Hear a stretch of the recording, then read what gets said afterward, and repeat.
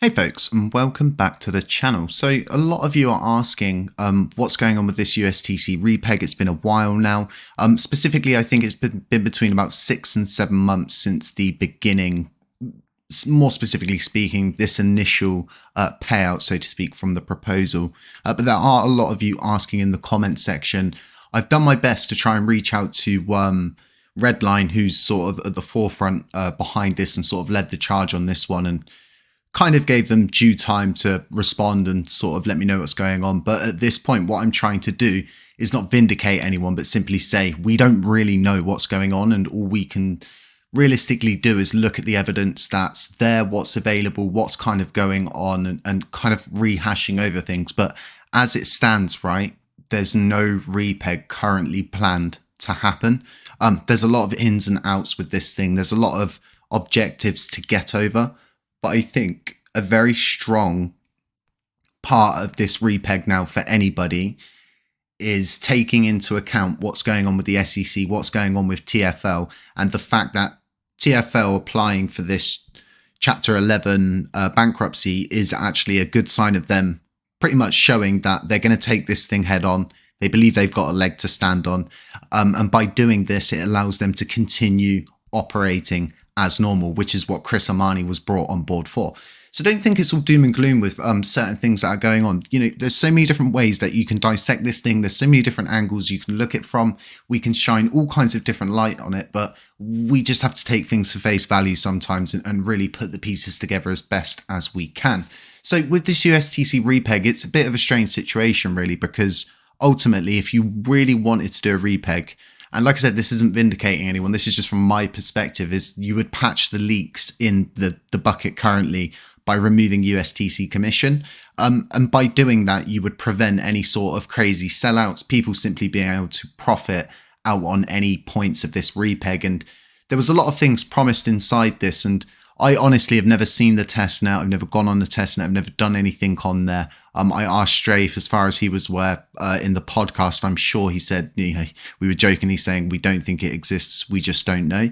But there was a considerable amount of money paid out on this. And it was, for me, it took up a lot of time of the blockchain kind of wanting to follow this specific route of going down a repeg without taking all of the different sort of aspects in to play. And like I said, there was a lot of money paid out. This is around $40,000. If they held on to it to the peak of this thing, that $40,000 would be 480% more, which is a considerable amount. We don't know any of these things because we don't have a working BitQuery system where you can start to really delve deeper into those wallets, which are the original videos everybody kind of enjoys. The issue is those tools I used to use don't work up to date. They only go up to a specific old date of 2022. But it would be really nice to get those tools back, because then you could actually look at this wallet, you could see where the money went, you could track it to its final destination of going onto a CEX or whatever, but you could put times, dates and everything like that to it. And I think there was a lot promised, and there was a lot of grief given to anybody who has a perspective that's different of more or less thinking the sun shines out of every developer's group's backsides, when the end result of everything with any human is everybody makes mistakes. Sometimes you're going to be good, sometimes you're going to be bad, and sometimes you've got to take things as they come, and criticism in any form is the way you deal with it, I guess. But this has always been a stressful subject for the channel, specifically because of the amount of backlash you get from the specific people surrounding this, and kind of like really wanting this repeg so badly it doesn't matter what it costs us. But we're at a point now, like I said, it's been 7 months. We're in 2024 now. We're coming into the end of the first of this year, and we're not really seeing anything. I've gone onto Redline's Twitter, and I've seen, I think on December 6th was the last time they mentioned anything to do with USTC, and this is a proposal for using USTC as a gas token.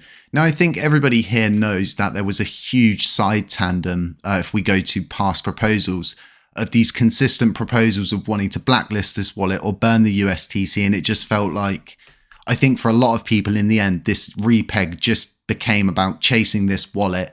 We have no control over, no developer in their right mind's ever going to implement a blacklist that gives the ability for anybody in the future to simply make a governance vote and they can blacklist a wallet, because they could just blacklist a wallet for a project that ultimately the whole community doesn't like, and it's unfair to be able to do that. So once again, I think the community was led on a wild goose chase with this USTC repeg, and I really do think it was a wild goose chase, and it was an easy way to probably get a paycheck. And there's nothing that any of us can do to sort of argue this, because if you try to say to them, well, we paid you for a repeg, they say, no, you didn't pay us for a repeg, you paid us to basically look at it.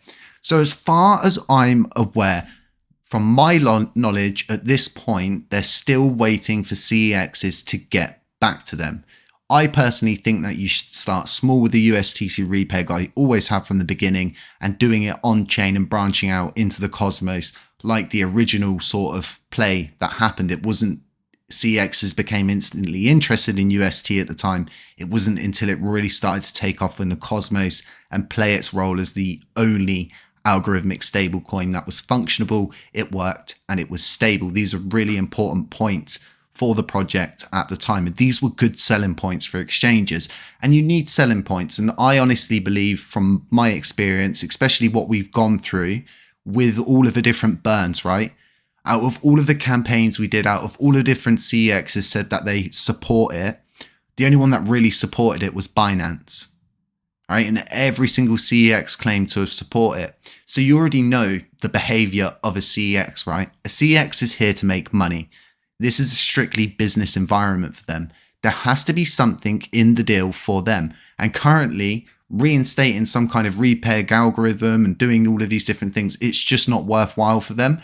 And then as a business, they take all of these different things into play as to what's actually going on with the courts, with SEC, with TFL, with Duquan, and all of these different aspects that come into play. A big company like this and a big company like any CEX will probably have board meetings about these kind of things. And I think at this point, if anybody is going to continue to like chase this repeg and follow this repeg, there's a lot of different things that need to be taken into account.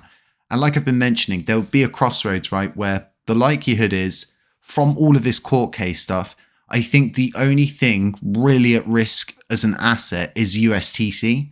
I don't think either of the other chains are at risk. So speaking about Luna and Luna Classic, I don't think either of those are at risk. I think what's the biggest risk here moving forward is actually UST or USTC now, because all of these problems that have happened and all of the crashes that happened are rooted from one single situation, which was the UST peg at the time.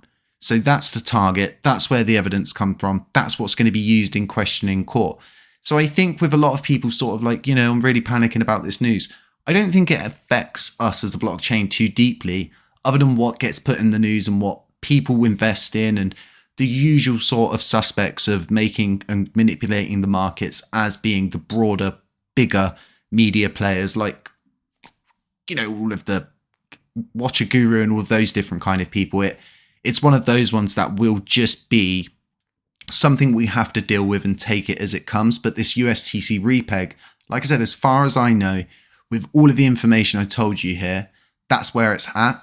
I don't know if there's plans to do anything any further because I can't get a response. But like I said, if anybody wants to come on the podcast from that group, they're more than welcome to come on, have a chat, talk about things and get the community up to date. And hey, maybe there's some good news.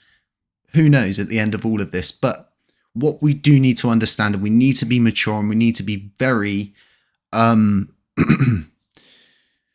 think the best way to phrase this is we need to be adults.